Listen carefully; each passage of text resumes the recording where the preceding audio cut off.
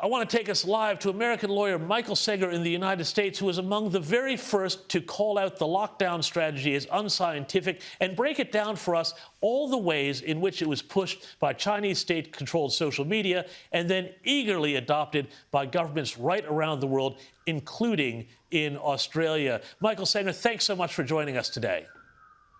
Thanks so much, James. Thank you for having me back on the show.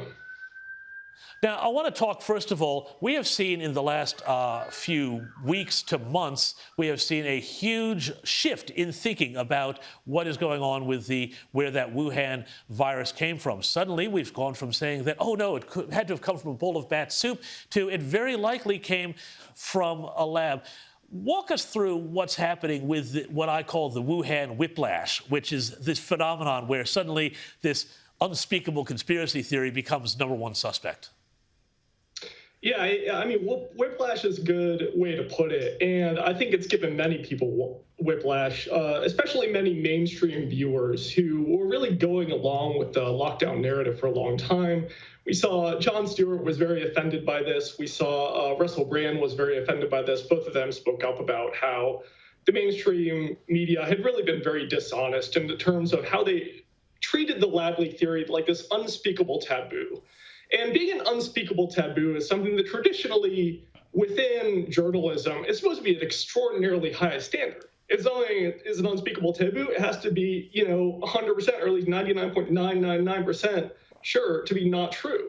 Now, suddenly, within the course of just a few weeks, we've gone from saying that this lab leak theory is an unspeakable taboo, meaning it has no chance of being true, to being the most likely theory. How much has the evidence really changed on that? In my opinion, very little. So, and that's really kind of clued people in who are going along with, what they call the science, saying, wait a minute, does the truth even matter here? Do they have an ulterior agenda? And what is an ulterior agenda? I think a lot of people have said, and, the New York Times has said, that they think political partisanship and antipathy toward the Trump administration was motivation. That's possible, but to me, the motivation is even deeper and darker than that. It seems to me very clear that the media was, to some extent, covering for the Chinese Communist Party by making the lab leak theory this unspeakable taboo. Rita. But I think they were doing that because Trump was the first one to come out and make the point about, have you seen there's a lab in Wuhan? Maybe there's a connection. But it is strange, isn't it, that we've got the media and the people who lead us and the public health officials embracing the word of China, a communist regime, and the highly compromised World Health Organization, and ignoring the world-leading experts from Harvard, from Oxford, from Stanford University. How did we come here where the word of the world's most renowned experts is disregarded and almost all the public health officials in the Western world have embraced the Chinese line that lockdowns are a solution to this issue? Absolutely. And that, to me, is the worst part of this story. The lab leak, the idea that it might have been a result of some research, it's possible. And the fact that the media was saying that it was unspeakable to go into most likely, that's bad. And it shows how dishonest the media has been. But really, the worst part of the story by far is that the world shut down following the lead of China. And the fact that that was not in any previously written pandemic plan before China did that. Really, the pandemic plans of every developed nation were simply tossed aside. And these are countries that were always rated the most prepared in terms of pandemic preparedness, the ones that you might expect. United States, the United Kingdom, Australia, really all these developed countries had always been rated very well prepared for pandemics. Yet suddenly this virus comes along.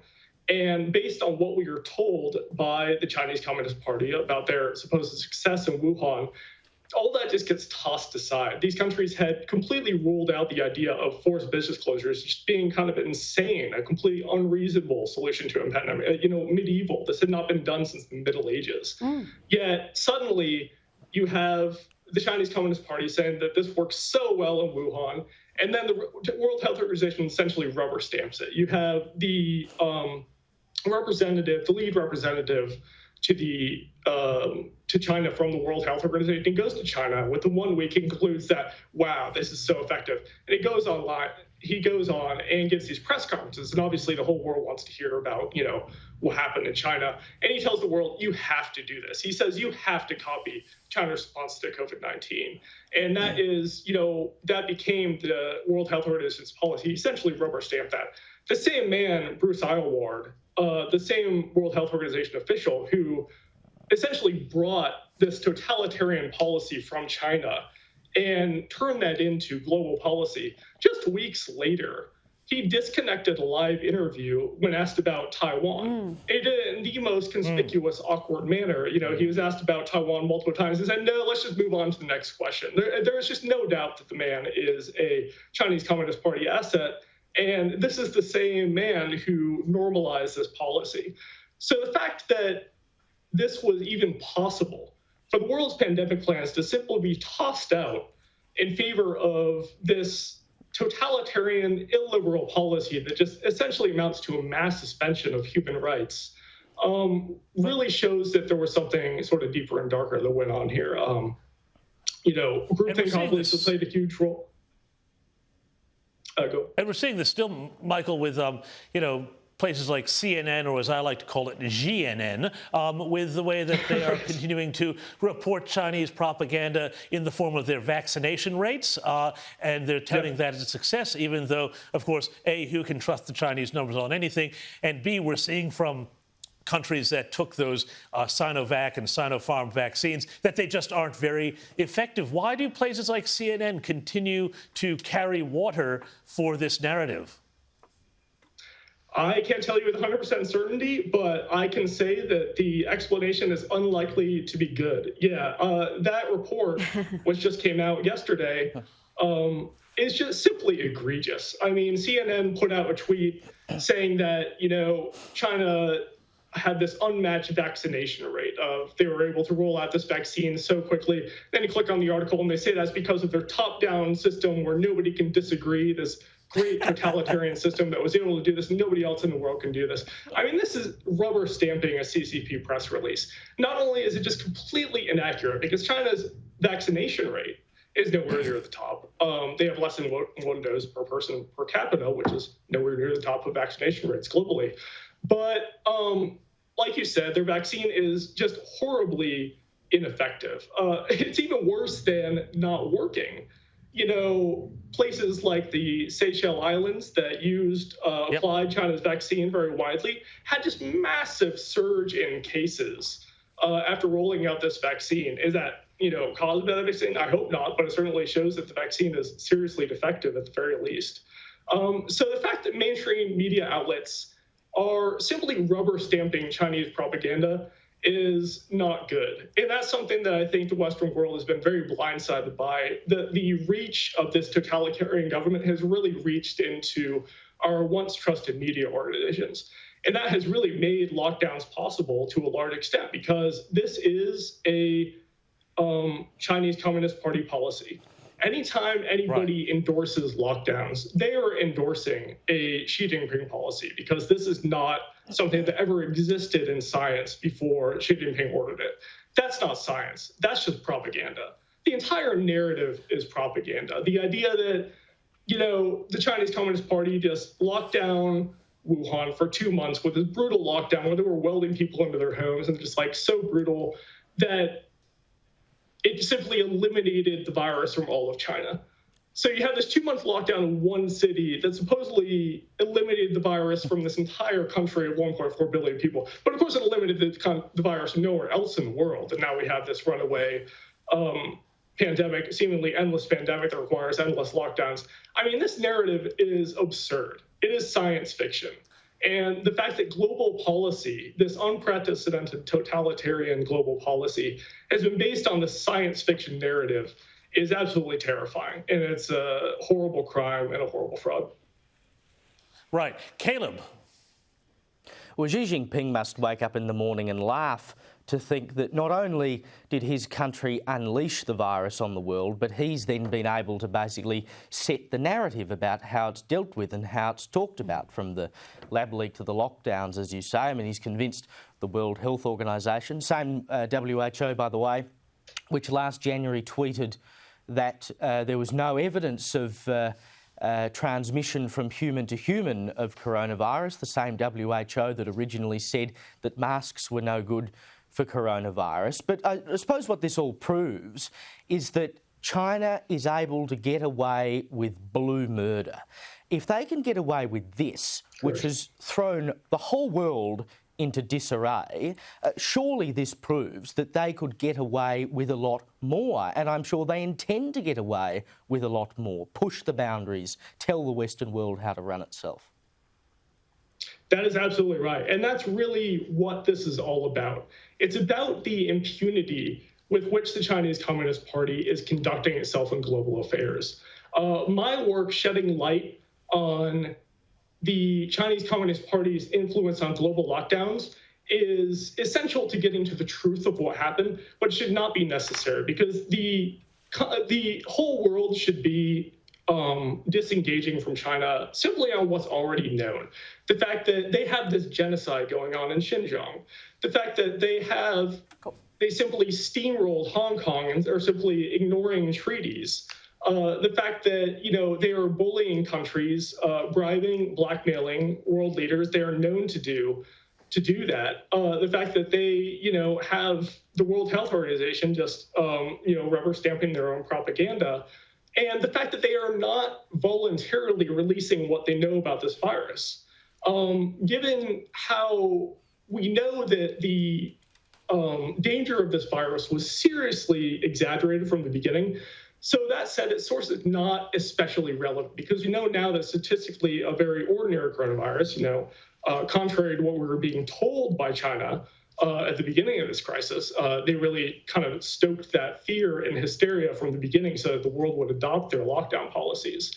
But the point is that any other country in the world, any halfway decent regime or halfway decent government would have voluntarily revealed everything they knew about this virus and would have invited in investigators from other countries, independent investigators, to see what they could find out and try to find the origin of this virus. The fact that they are able to get away with that, along with genocide, along with all their horrible, egregious crimes, just shows that their impunity has really extended internationally. The evidence for CCP influence on lockdowns is not hard to find. I mean, you have, like I was saying before, the chief World Health Organization official who brought these policies into the Western world, unable to say Taiwan on live TV. The evidence is just hiding in plain sight. And the fact that media organizations are not reporting this information is absolutely, morally repugnant. And that just shows how much influence the Chinese Communist Party has. And it really calls into question their credibility in terms of holding the Chinese Communist Party accountable for really anything, any of their crimes, if they're not willing to report on the worst things the Chinese Communist Party are doing, so that the public can at least know about those and hold them accountable at the ballot box. Well, the media's role in this is enormous, you're right, and the media has not only failed to investigate and reveal this information, whether it's the origins, whether it's China's influence on the World Health Organization and the lockdown mentality, but also the scaremongering. The people are completely misinformed about this virus's real risk, the fatality rate, the hospitalisation rate. But what I want to ask you is, that's the media. The public health officials around the world, just about every country, with the exception of Sweden and a couple of others, every public health official, whether it's Dr. Fauci or the ones we have here in Australia, say lockdowns are the way to contain this virus. Now, they're experts as well. How has that come about? How have you got experts who have, in unison, embraced this lockdown approach, which is completely contrary to what we did in the past when there was a pandemic? Correct. I mean, that is really the most egregious part of this story, because this was not part of any pandemic planning. So what are they basing this on? Going out there and using their credentials to say that this is the science that you have to do. What are they basing that on? They're not basing it on anything. And when you debate them, when you get into this topic in a deep way and you actually debate these scientists who are saying that this is something that you have to do, they will always revert back to saying that because of China, because it succeeded in China, because it hasn't succeeded anywhere else in the world.